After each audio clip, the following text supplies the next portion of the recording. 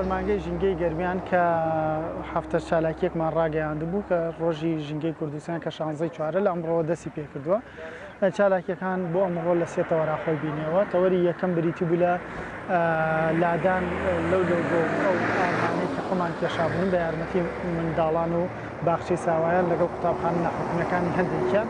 و چالاکی دووەم میشمان ئەوە بوو کە ئازادکردنی 20 کۆتر 16 کۆتری سپی بوون لەگەڵ 4 کۆتری ڕەش هێمایەک بە 16 چوار خۆتان نەزانم سنووری ئەنفالە.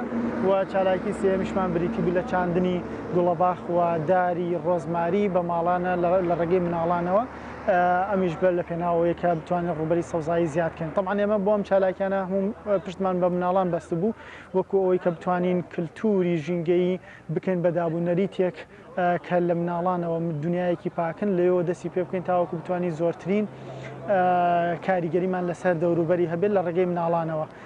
ئێمە هەفتە چالاکیەکە بەردەوامە بێ ئەمڕۆ دەستپێکی بوو لە ڕۆژانی داهاتوودا بە یارمەتی شارەوانەکان هەڵەسین بە هەڵمەتی پاکخانی و ڕوبەری سەوزاییش زیاد دەکەین لە ڕێگەی تیمەکانمانەوە کە لە سنووری سەرانسەری سنووری ئیدارەی گەرمیانە 4 تیمان دروست کردو. ئەم 4 تیمە بە سیارەی خۆمان بە داری خۆمان بە نەمامی خۆمان کە لە ڕێگەی پرۆژەی ئابووری سەوزەوە بڵاوەکرێتەوە بۆ هەموو ئەو شوێنانەی کە لە سنووری ئیدارەی گەرمیان لەوێ دەچێنرێت.